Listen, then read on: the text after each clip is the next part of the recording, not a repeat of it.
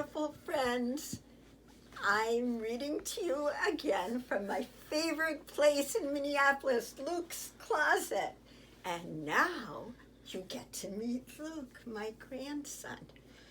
And he is going to help me. He's going to partner read with me. He's going to help me read a story to you.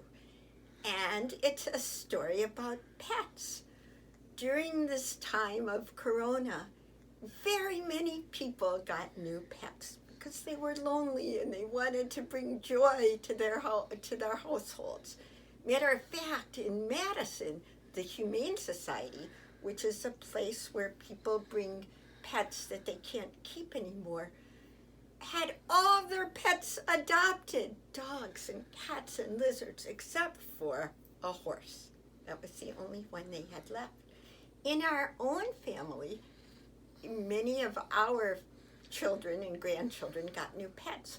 We had one family that got two gerbils, Tommy and Taylor, and a hamster named Princess Tiana. Another family that already had a dog and a cat, Bucky and Fire, got a new puppy named Bruno. And now we are going to read a story with Luke. Oh, one more very important thing. Luke would love a dog, but he sadly is allergic to dogs. So he has all these wonderful stuffies. The very most wonderful, I have one of them here. What's this one's name, Luke? Stripes. Stripes. I love Stripes, but the one I love the most, and I think Luke loves the most, Luke, can you hold him up, is Cutie. Luke, where did you get Cutie? In the Bahamas? Florida. In Florida. And what kind of animal is he? A marmoset. Look at this cute, beautiful, innocent face. A marmoset, a very hard animal to come by. And I hate to say this, but I am very jealous. I would like a marmoset, but not just any marmoset, in particular, this beautiful Cutie.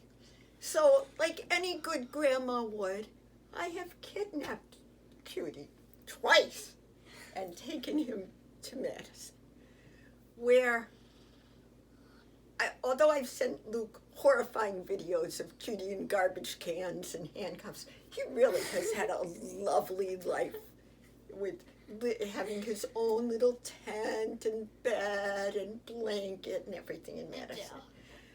Yeah. Luke turned 10 this year on May 20th, and I promised him, as part of his 10th birthday gift, that I would not mess with Cutie for one whole year. So I'm anxiously waiting for him to turn 11, so I can once again steal Cutie. In the meantime, we are going to read you a wonderful pet story called Not Norman, a Goldfish Story by Kelly Bennett. Our videographer, Mia, can you see the book? Okay. So here you see goldfish. When I got Norman, I didn't want to keep him. I wanted a different kind of pet, not Norman. So we can see it's this boy's birthday, here are his parents, here's his birthday cake, and as a gift, he gets a pet, a goldfish, and a book that says, your fish and you. Okay, Lukey, your turn. And you can just set it on your lap and then show the picture if you wish. And Cutie will be your helper, or mine. I wanted a pet who could run and catch, or one who could climb trees and taste strings. A soft, furry pet to sleep on my bed at night. Not Norman. All Norman does is swim around and around and around and around and around and around and around and around and around. Lovely job. So the pets you wanted that could catch things or snuggle up at night are like a dog or a cat, right, honey? Yeah. Beautiful lady. Okay. We got Cutie, we got Norman. Thank you.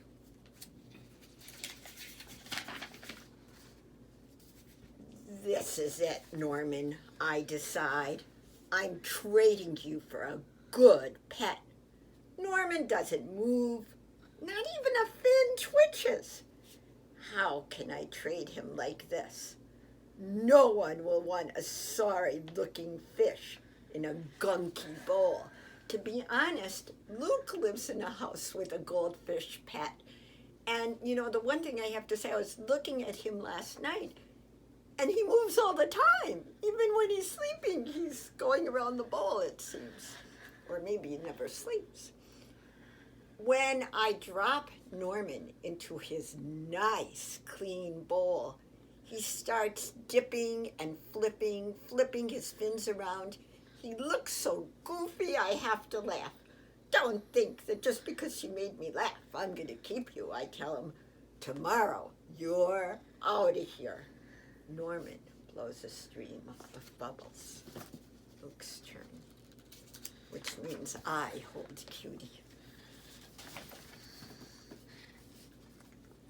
The next day, I take Norman to school with me. If I talk him into a real good journey, show and tell, maybe someone will want him. On the day there, we see my friend Austin. Austin has a really cool dog and 7 puppies. Want to swap up for your pups? For Norman? I ask, who's Norman? Asked Austin, my goldfish, I say.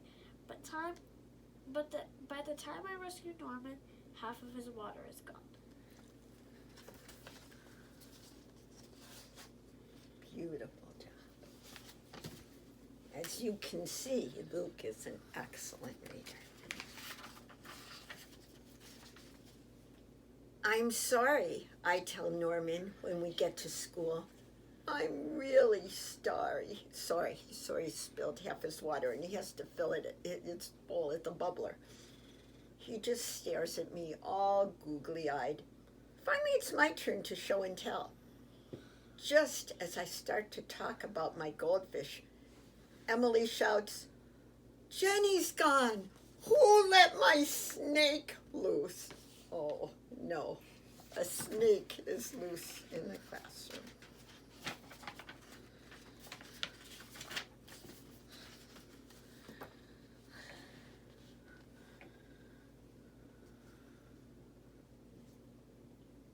Does anyone hear the story of how I got? Does anyone hear the story of how I got Norman? Does anyone even ask to hold his bowl? No. They're all jumping and screaming and chasing the snake. Not Norman. He's looking right at me. What a chaos in this classroom with a snake loose. That afternoon, we go to my music lesson. As soon as it's over, I'm taking Norman back to the pet store. I take out my tuba, a great big horn, to play. I glance over at Norman. He's swaying back and forth. Glue, glue, glue, glug, he mouths. Look, Norman's singing, I say. Pay attention, snaps Maestro, and try to play the proper notes. Maestro makes me stay for extra practice. By the time my lesson is over, it's too late to go to the pet store. Don't think just because you like my music, I'm going to keep you, I tell Norman. He glugs. Thank you. And the moon is out. That night, I'm sound asleep when scratch, scratch.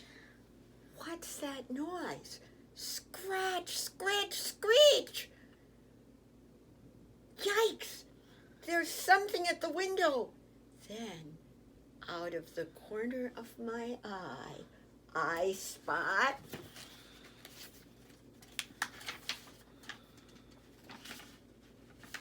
we'll see if I can. What does he swat? Norman. He isn't scared.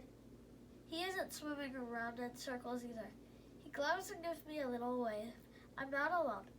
Together, Norman and I slide the curtains. It was just a broken tree branch. Thanks for watching out for me, Norman. Shows a picture. So Norman was brave and made sure his friend was not alone. On Saturday, I take Norman to the pet store just like I said I would. I look at the cats and the dogs and the snakes and the bird. I look at the hamsters and mice and lizards too. They all look like good pets, but they are not Norman.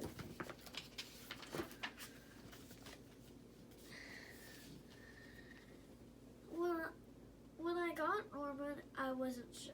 I wanted to keep him, but now, even if I could pick any pet in the whole world, I wouldn't trade him, not Norman. Thank you, Luke, for a wonderful reading job. And we see that owners and pets fall in love with each other. They're good company, wonderful friends. And thank you.